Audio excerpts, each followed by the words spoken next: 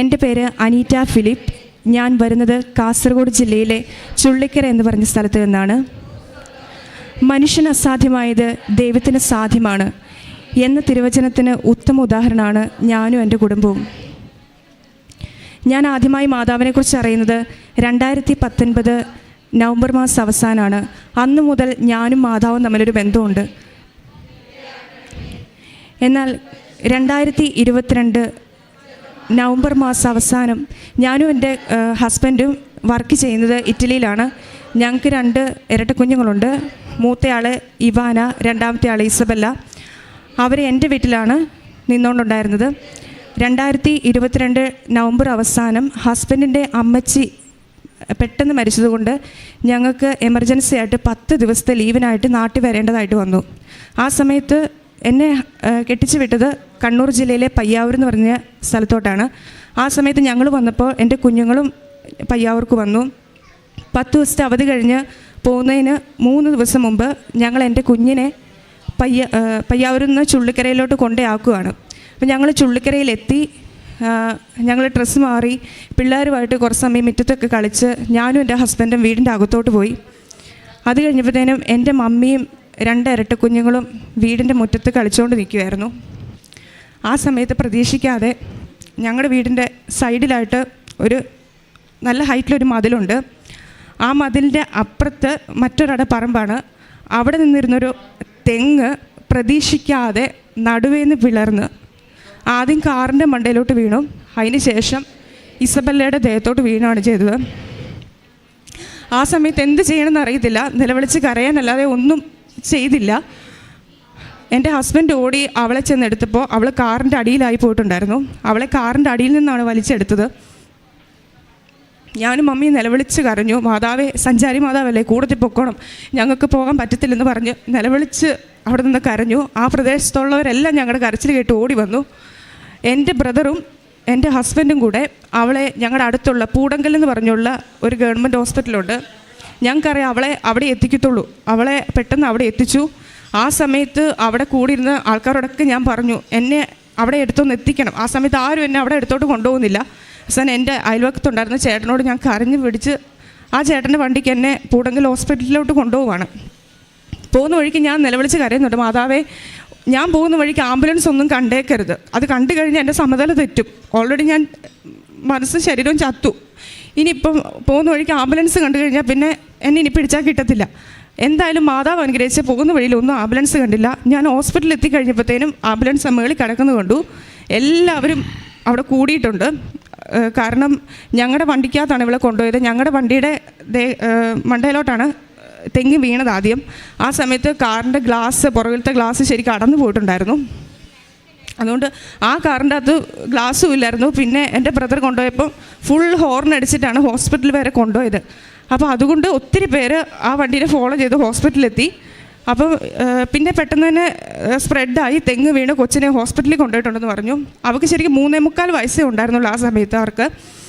അങ്ങനെ അവിടെ ചെന്ന് ഞാൻ അവിടെ കിടന്ന് നിലവിളിച്ച് പറഞ്ഞു, എനിക്ക് അവളെ ഒന്ന് കണ്ടാൽ മതി എന്ന് പറഞ്ഞു. ആ സമയത്ത് ആരും കാണിക്കുന്നില്ല, ഡോക്ടേഴ്സൊക്കെ ഇങ്ങനെ കൂടി നിൽക്കുക. അങ്ങനെ ഞാൻ എൻ്റെ നിലവിളി കേട്ടിട്ട് ഡോക്ടേഴ്സ് പറഞ്ഞു, ജസ്റ്റ് കാണിക്കാം, നീ മിണ്ടരുത്, നീ മിണ്ടിക്കഴിഞ്ഞാൽ ഞങ്ങൾക്ക് അവൾക്ക് അന്നേരത്തിന് അവൾക്ക് സ്വന്തമായിട്ട് ശ്വാസം എടുക്കാനുള്ളതൊക്കെ അവൾക്ക് നഷ്ടപ്പെട്ടു തുടങ്ങി, നീ മിണ്ടരുതെന്ന് പറഞ്ഞു. പക്ഷെ ഞാൻ എൻ്റെ കൊച്ചിനെ നോക്കിയപ്പോഴത്തേനും ഞാൻ നിലവിളിച്ച് കരഞ്ഞു. ആ സമയത്ത് അവളൊന്ന് കാലിട്ടൊന്ന് പിടച്ച് കഴിഞ്ഞപ്പോഴത്തേനും പിന്നെ ഡോക്ടേഴ്സ് എന്നെ അവിടെ നിന്ന് മാറ്റുകയാണ് ചെയ്തത്. അന്നേരം അവരെന്നോട് പറഞ്ഞു, പേടിക്കാനൊന്നുമില്ല, ചെറുതായിട്ടൊരു പോറിൽ തലയ്ക്ക് പറ്റിയിട്ടുണ്ട്, അതുകൊണ്ട് നമുക്ക് ഇവിടെ അതിനുള്ള ഫെസിലിറ്റീസ് ഒന്നുമില്ല, നമുക്കൊരു കാര്യം ചെയ്യാം, നമുക്ക് കണ്ണൂർക്ക് മാറ്റാമെന്ന് പറഞ്ഞു. അപ്പോഴേ എനിക്ക് തോന്നി കൊച്ച് പോയെന്ന് തോന്നുന്നത്. കാരണം അല്ലെങ്കിൽ പിന്നെ കണ്ണൂർക്ക് മാറ്റുന്ന അടുത്ത പരിയാരം എന്ന് പറഞ്ഞൊരു ഹോസ്പിറ്റലൊക്കെ ഉണ്ടല്ലോ, അങ്ങോട്ട് മാറ്റുന്നില്ലോ എന്ന് വിചാരിച്ചു. അങ്ങനെ എൻ്റെ ഹസ്ബൻഡും അവിടുത്തെ ഒരു സ്റ്റാഫ് നേഴ്സും കൂടെ ആംബുലൻസിന് പോവുക. അന്നേരം എൻ്റെ വീട്ടുകാരും എന്നെ കൂടത്തിൽ കൊണ്ടുപോകുന്നില്ല. അപ്പോൾ ഞാൻ പറഞ്ഞു, ഞാൻ നിൽക്കത്തില്ല, എനിക്ക് അവിടെ കൂടത്തിൽ പോകണമെന്ന് പറഞ്ഞു. അങ്ങനെ എൻ്റെ കസിൻ ചേട്ടൻ്റെ കാറിന് ഞാനും എൻ്റെ ബ്രദറും കൂടെ, പിന്നെ എൻ്റെ കസിൻ ചേച്ചി കൂടുതലുണ്ടായിരുന്നു. ഈ സമയത്ത് പൂടങ്കൽ ആശുപത്രി കടന്ന് നിലവിളിച്ച് കരഞ്ഞ സമയത്ത് ഏതോ ഒരു ചേച്ചി എൻ്റെ കൂട്ടത്തിൽ വന്ന് ചേച്ചിയുടെ കയ്യിൽ കൃപാസന മാതാവിൻ്റെ ഒരു ലോക്കറ്റ് കൊടുത്തിട്ട് പറഞ്ഞു, മോളെ, ഞാൻ ഇന്നലെ കൃപാസനത്തിൽ പോയ ആളാണ്, നീ പ്രാർത്ഥിക്ക്. അന്നേരം എൻ്റെ കൂട്ടത്തിൽ വന്ന് ചേച്ചിക്ക് കൃപാസന മാതാവിനെക്കുറിച്ച് വലിയ വിശ്വാസം അങ്ങനെ ഒന്നും ഇല്ലായിരുന്നു. പക്ഷേ ആ ചേച്ചിയെ ലോക്കറ്റ് കൈ പിടിച്ച് പ്രാർത്ഥിച്ചു. ആംബുലൻസ് കൊച്ചിൻ്റെ കണ്ണൂർക്ക് കൊണ്ടുവന്നു. ഞങ്ങൾ ആ സമയത്ത് കാറിന് പോവുകയാണ്. ആ സമയത്ത് ചേച്ചി ലോക്കറ്റ് തിരിച്ചു കൊടുത്ത് ചേച്ചിക്ക് തിരിച്ചു കൊടുത്തു. അങ്ങനെ പോകുന്ന സമയത്താണ് ചേച്ചി ഇങ്ങനെ പറയുന്നത്, ഇന്നതുപോലെ ഒരു ചേച്ചി എൻ്റെ ലോക്കറ്റ് തന്നിട്ടുണ്ടായിരുന്നു എന്ന് പറഞ്ഞു. എൻ്റെ പിള്ളേരും എൻ്റെ പേരൻസും ഇവിടെ വന്നിട്ട് ഉടമ്പടി എടുത്തിട്ടുണ്ടായിരുന്നു. അപ്പം കൊച്ചിൻ്റെ ദേഹത്ത് ആ സമയത്ത് മാതാവിൻ്റെ കാശുരൂപം ഉണ്ടായിരുന്നു. ഞാൻ മാതാവിനോട് എൻ്റെ കഴുത്തെ കടന്ന് കാശുരൂപം പിടിച്ച് പ്രാർത്ഥിച്ചു പറഞ്ഞു, മാതാവേ, എനിക്ക് ഇസബെല്ലാനെ തിരിച്ചു തന്നില്ലെങ്കിൽ ഞാനും മാതാവും തമ്മിൽ ഇനി ഒരു ബന്ധവും ഉണ്ടാകത്തില്ല, ഞാൻ ഇനി പ്രാർത്ഥിക്കത്തില്ല എന്ന് അങ്ങനെ പറഞ്ഞ് ഞാൻ കരഞ്ഞ് പ്രാർത്ഥിച്ചു. അങ്ങനെ എല്ലാവരും പറഞ്ഞു പരിയാരത്ത് കയറ്റേണ്ട കാര്യമില്ല, പെട്ടെന്ന് തന്നെ കണ്ണൂർക്ക് വിടാൻ പറഞ്ഞു. അങ്ങനെ കണ്ണൂർ എത്തുന്നതിന് മുമ്പ് തന്നെ സ്റ്റാഫ് നഴ്സ് പറഞ്ഞു അവൾ എന്തായാലും കണ്ണൂർ എത്തത്തില്ല. ആദ്യം അവൾക്ക് പുറമെ ഒരു പൊട്ടലോ പോറലോ ഒന്നും കണ്ടില്ല, ഒരു ബ്ലഡ് വരുമോ അങ്ങനെയൊന്നും ചെയ്തില്ല. പക്ഷേ പരിയാരം എത്തുന്നതിന് മുമ്പ് തന്നെ ഫുള്ള് ബ്ലീഡിങ് വരാൻ തുടങ്ങി, വായിക്കൂടെയും മൂക്കിക്കൂടെ എല്ലാം ബ്ലഡ് വന്നു തുടങ്ങി. ആ സമയത്ത് കൂട്ടത്തിലുണ്ടായിരുന്ന ചേട്ടൻ, സത്യം പറഞ്ഞാൽ ചേട്ടൻ്റെ മുണ്ട് കീറിയിട്ടാണ് ബ്ലഡ് മൊത്തം തൂത്ത് തുടച്ചത്. എൻ്റെ ഹസ്ബൻഡും കൂട്ടത്തിലുണ്ടായിരുന്ന സ്റ്റാഫ് നഴ്സും മൊത്തം ഛർദ്ദിച്ചു. പൂടങ്കലെന്ന് പറഞ്ഞ സ്ഥലത്ത് നിന്ന് പരിയാരം വരെ എങ്ങനെ വന്നാലും കുറഞ്ഞത് ഒരു 1.5 മണിക്കൂർ നോർമൽ ഇതിൽ ട്രാവൽ ചെയ്യണം. പക്ഷേ ആ ആംബുലൻസ് ഡ്രൈവർ അതുപോലെ ആ കൊച്ചിനെ സ്വന്തം ഒരു കൂടപ്പുറപ്പിനെ പോലെ കണ്ടുകൊണ്ടായിരിക്കാം അവൻ വെറും 33 മിനിറ്റ് കൊണ്ട് ആ ചേട്ടൻ ശരിക്കും അവളെ പരിയാരത്തെത്തിച്ചു.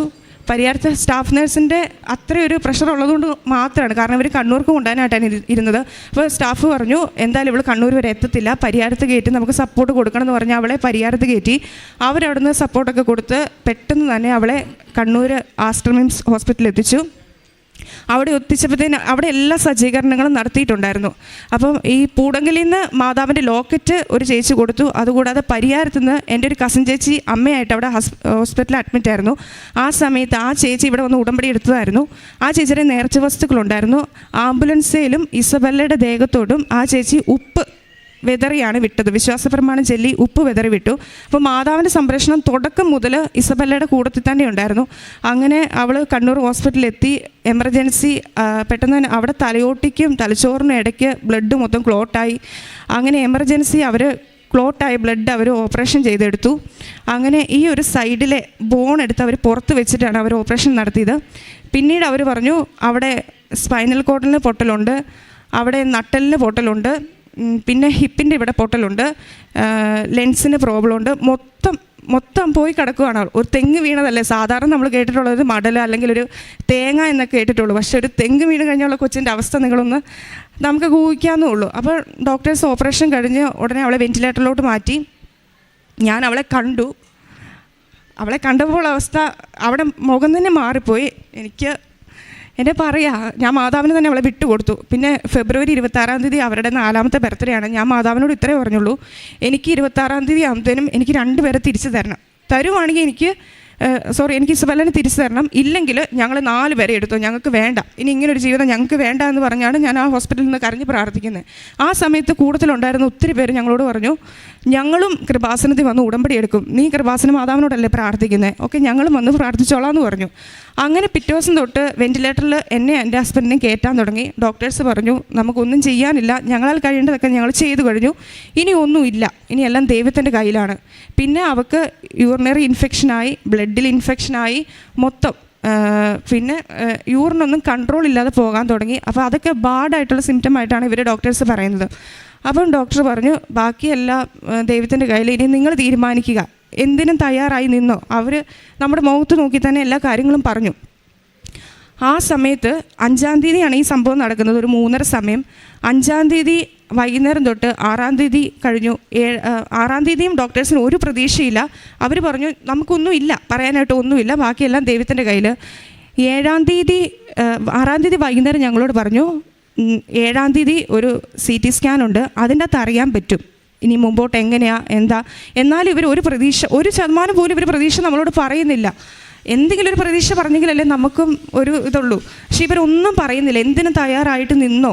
ആ സമയത്ത് എനിക്ക് അവിടെ ടിൻസസിനെ ഓർക്കാൻ പോലും പറ്റുന്നില്ല. എനിക്ക് ഇസബെല്ല തന്നെയാണ്, ഇസബെല്ലനെ കിട്ടിയില്ലെങ്കിൽ മുമ്പോട്ട് ജീവിതമില്ല.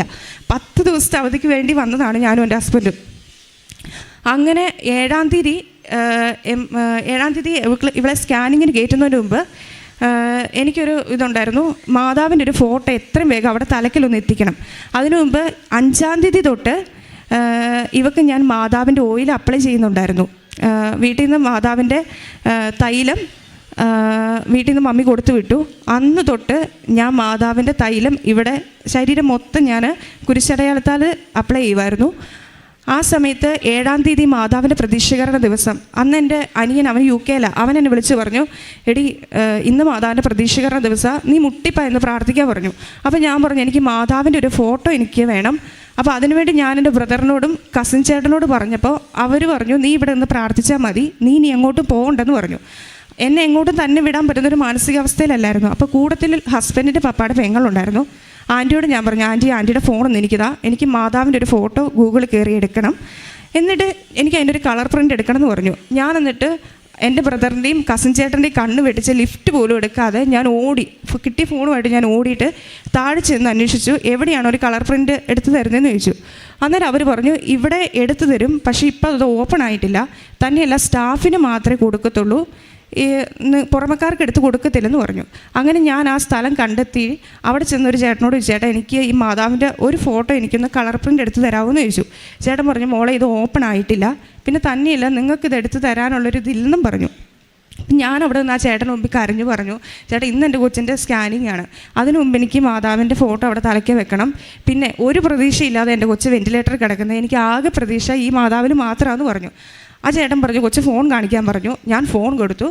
കുറച്ച് സമയത്തിനുള്ളിൽ ആ ചേട്ടൻ ഫോട്ടോ എൻ്റെ തിരിച്ചു തന്നു. എന്നിട്ട് ഞാൻ എൻ്റെ കയ്യിലുണ്ടായിരുന്ന പൈസ ചേട്ടൻ കൊടുത്ത ചേട്ടൻ മേടിച്ചില്ല. ഞാൻ പറഞ്ഞു, നേർച്ച കിട്ടോ. ആ ചേട്ടൻ മേടിക്കുന്നില്ല. ചേട്ടനും കരഞ്ഞു, കരച്ചിൽ കിട്ടിട്ട് കരഞ്ഞു, നീയും പോയി പ്രാർത്ഥിക്കുക, ഞാനും പ്രാർത്ഥിക്കാമെന്ന് പറഞ്ഞു. ഞാൻ ആ ഫോട്ടോയായിട്ട് ലിഫ്റ്റ് പോലും എടുക്കാതെ ഞാൻ സ്റ്റെപ്പ് കയറി വിശ്വാസ പ്രമാണം ചൊല്ലിക്കൊണ്ട് ഞാൻ ഓടുക. ആ ഓടിയ സമയത്തൊന്നും ഞാൻ എൻ്റെ കയ്യിൽ എത്ര ഫോട്ടോ ഉണ്ടെന്ന് നോക്കുന്നില്ല. ഞാൻ ഒരു ഫോട്ടോയാണ് ആ ചേട്ടനോട് ചോദിച്ചത്. അവിടെ 9:10 മണിയാകുമ്പോഴത്തേനും ഡോക്ടേഴ്സ് റൗണ്ട്സിന് കയറി. ആ സമയത്ത് പിന്നെ നമ്മളവിടെ കയറ്റത്തില്ല. അപ്പോൾ റൗണ്ട്സിന് കയറുന്നതിന് മുമ്പ് എനിക്ക് ഈ ഫോട്ടോ ഒന്ന് അവിടെ തലയ്ക്ക് വെക്കണമെന്നുണ്ടായിരുന്നു.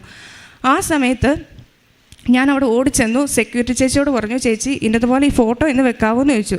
ചേച്ചി പറഞ്ഞു, കൊച്ചു തരാമെന്ന് പറഞ്ഞു. ഞാൻ വിശ്വാസപ്രമാണം പിന്നെയും ചൊല്ലി ഫോട്ടോ കൊടുത്ത് ചേച്ചി പറഞ്ഞു, മോളെ ഡോക്ടേഴ്സ് ഇസബല്ലയുടെ അടുത്താണുള്ളത്. ഞാൻ പറഞ്ഞു, കുഴപ്പമില്ല ചേച്ചി, ഇത് കൊണ്ട് വെക്കാൻ പറഞ്ഞു. അപ്പം ഡോക്ടേഴ്സ് റൗണ്ട്സിന് കയറുന്നതിന് മുമ്പും ഇവരോട് ഒരു പുഞ്ചിരി മാത്രമേ ഉള്ളൂ, കാരണം ഇവരോടൊന്നും പുറത്ത് നിൽക്കുന്നവരോടൊന്നും പറയാനില്ല. ആ ഒരു അവസ്ഥയിലാണ് ഡോക്ടേഴ്സ് അകത്ത് കയറിയത്.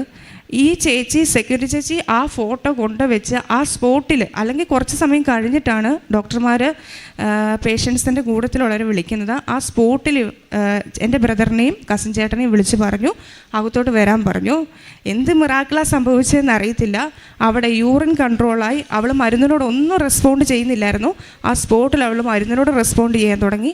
പിന്നെ തലയിലെ നീര്, അതൊരു മരുന്ന് വെച്ച് അവർക്ക് ഒരു പരിധി വരെ അവർക്ക് കൺട്രോൾ ചെയ്യാൻ പറ്റത്തുണ്ടായിരുന്നുള്ളൂ. പക്ഷേ അത് നമുക്ക് പേടിക്കത്തക്ക രീതിയിൽ ആ നീരായിട്ടില്ല. അതൊക്കെ ഒരു സ്റ്റേബിളായിട്ട് തന്നെ നിൽക്കുവാന്ന് പറഞ്ഞു. അന്നേരം ആ സ്പോട്ടിലാണ്. അതുവരെ അതിൻ്റെ തൊട്ട് നിമിഷം വരെ ഡോക്ടേഴ്സിനും ഒരു പ്രതീക്ഷയില്ല, അവിടുത്തെ സ്റ്റാഫിനും പ്രതീക്ഷയില്ല, കൂട്ടത്തിലുണ്ടായിരുന്നവർക്ക് ഒരു ഇല്ലാതിരുന്നതാണ്. അപ്പം ആ സമയം തൊട്ട് ഡോക്ടേഴ്സ് പറഞ്ഞു, നമുക്കൊരു ഹോപ്പുണ്ട്, നിങ്ങൾ ആരോടാണോ പ്രാർത്ഥിച്ചത് പ്രാർത്ഥിച്ചോ, മുറുക്കെ പിടിച്ചോളാൻ പറഞ്ഞു. അങ്ങനെ ആ നിമിഷം തൊട്ട് ഞാനൊരു ബുക്ക് മേടിച്ച് വചനം എഴുതാൻ തുടങ്ങി. കാരണം എനിക്ക് മനസ്സിലായി, മനുഷ്യന്മാരെയും കൊണ്ടൊന്നും ചെയ്യാൻ പറ്റത്തില്ല, ഇത് ദൈവത്തിന് മാത്രമേ പറ്റത്തുള്ളൂ. ഞാൻ അവിടെ എഴുതാൻ തുടങ്ങി, മനുഷ്യന് അസാധ്യമായത് ദൈവത്തിന് സാധ്യമാണ്, ലൂക്ക 18:27. അത് ഞാൻ ഈ PIC റൂമിൻ്റെ മുമ്പിലിരുന്ന് ആരെയും ഒന്നും ശ്രദ്ധിക്കുന്നില്ല, ഞാൻ കണ്ടിന്യൂസ് ആയിട്ടിരുന്ന് എഴുതിക്കൊണ്ട് തന്നെ ഇരുന്നു.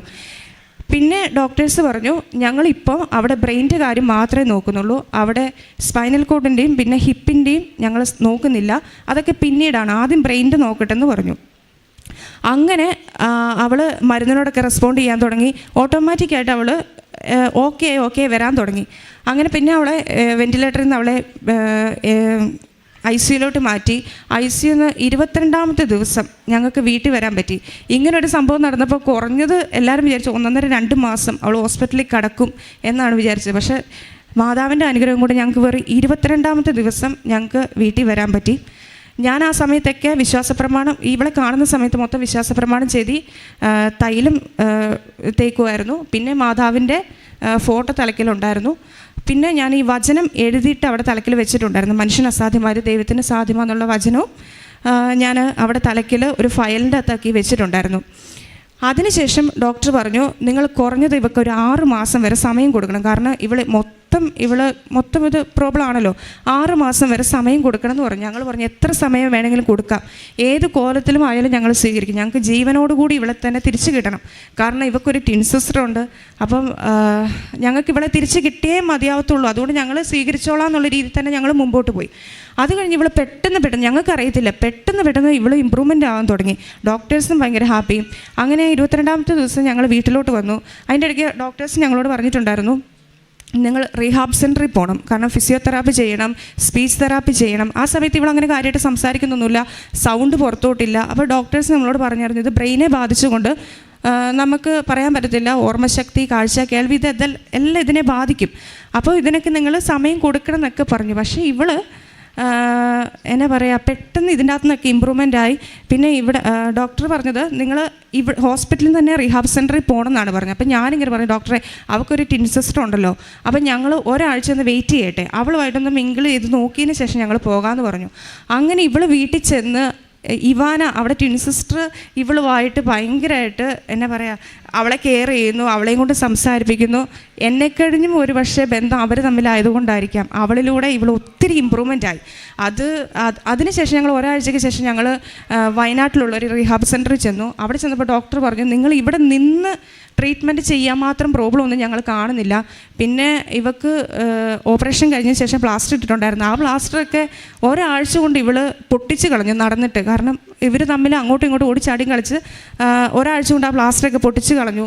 അതൊക്കെ ഞങ്ങൾക്ക് റിമൂവ് ചെയ്യേണ്ടതായിട്ട് വന്നു. അങ്ങനെ പിന്നീടെല്ലാം ഇവക്ക് എല്ലാ കാര്യത്തിലും ഇവർക്ക് ഇമ്പ്രൂവ്മെൻ്റ് ആകാൻ തുടങ്ങി. ഇവർക്ക് ഓർമ്മശക്തി, ഞങ്ങൾക്ക് അതൊക്കെ പേടിയായിരുന്നു. ഇവർക്ക് ഒരു ഓർമ്മക്കുറവില്ല, സ്പീച്ചിന് കുഴപ്പമില്ല. പിന്നെ അവിടെ മൂവ്മെൻറ്റ്സ്, കൈകാലുകളെല്ലാം മൂവ് ചെയ്യുന്നുണ്ടായിരുന്നു. ആ കാര്യത്തിലൊന്നും ഒരു കുഴപ്പമില്ലായിരുന്നു. അങ്ങനെ ഇവൾ 1 മാസം കൊണ്ട് ഏകദേശം ഇവൾ ഓക്കെ ആയെന്ന് തന്നെ പറയാം. അതിൻ്റെ ഇടയ്ക്ക് ഇവൾ ഈ വീട്ടിൽ വന്നതിന് ശേഷം ഈ തലയ്ക്ക് നീരുള്ളത് കൊണ്ട് നമ്മളിച്ചിരി സപ്പോർട്ട് കൊടുക്കണമായിരുന്നു. തല ഇങ്ങനെ ചെരിഞ്ഞൊക്കെ പോകുന്നുണ്ട്. അപ്പോൾ ഇവൾ കൂടുതൽ സമയം ഞങ്ങൾ കടത്തുമായിരുന്നു കട്ടില്ല. അപ്പോൾ ഒരു ദിവസം ഒരാഴ്ചയ്ക്ക് ശേഷം ഇവൾ രാത്രി കിടക്കുന്ന സമയത്ത് എൻ്റെ മമ്മിയോട് പറഞ്ഞു, അമ്മാമ്മേ എൻ്റെ അടുത്ത് കൃപാസന മാതാവ് വന്നെന്ന് പറഞ്ഞു. അപ്പോൾ കാര്യം ഇവർ കൃപാസനത്തിൽ വന്നിട്ടുണ്ട്, എപ്പോഴും കൃപാസന മാതാവിനോട് പ്രാർത്ഥിക്കുന്നതാണ്.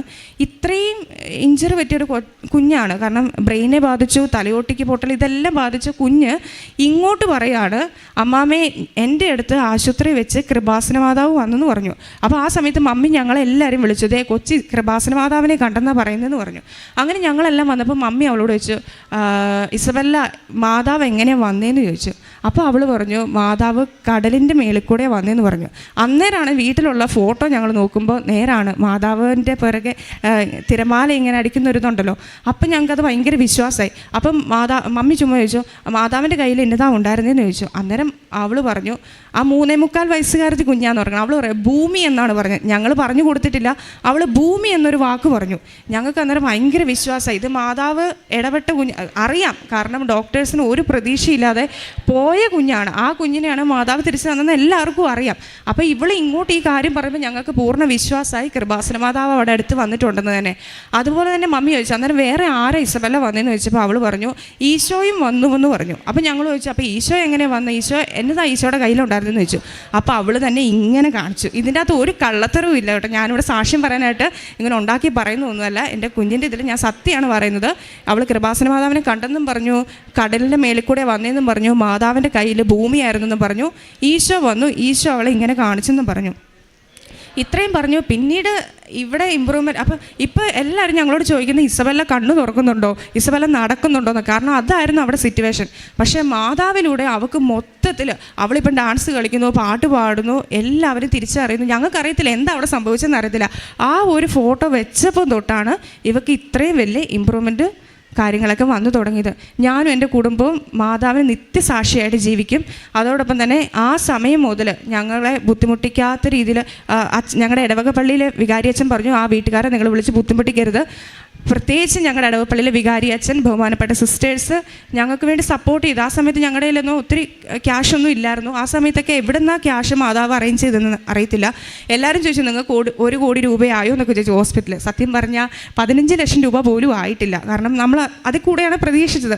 പക്ഷെ അത്ര ഒന്നും ആക്കാതെ നമുക്ക് താങ്ങാൻ കഴിയുന്ന രീതിയിൽ ഒത്തിരി പേര്, ഞങ്ങൾ പോലും അറിയാത്ത ആൾക്കാരാണ് ഞങ്ങളെ സഹായിച്ചത്. അതുപോലെ തന്നെ ഞങ്ങൾ പോലും അറിയാത്ത ആൾക്കാർ, വിദേശത്തും സ്വദേശത്തും ഉള്ളവർ പ്രാർത്ഥനാ ഗ്രൂപ്പുകൾ ക്രിയേറ്റ് ചെയ്തു, പ്രാർത്ഥിച്ചു. ഞങ്ങൾക്കറിയത്തില്ല എവിടെ നിന്നൊക്കെ വേണ്ടിയാ ഇസബല്ലയ്ക്ക് വേണ്ടി പ്രാർത്ഥിച്ചതെന്നും. ആ ഒരു സമയത്ത് ഇസബല്ല എന്നുള്ള പേരായിരുന്നു ഈശോയുടെ മുമ്പിൽ ഏറ്റവും കൂടുതൽ എത്തിയിട്ടുണ്ടായിരുന്നത്. ഈശോ ഞങ്ങൾക്ക് പോയ കൊച്ചിനെ എല്ലാവരും മേടിച്ച് തിരിച്ചു തന്നു തന്നെ പറയാം. തിരുക്കുമാരനും മാതാവിനും കോടാനുകോടി നന്ദി. ചക്കരയുമ്മ.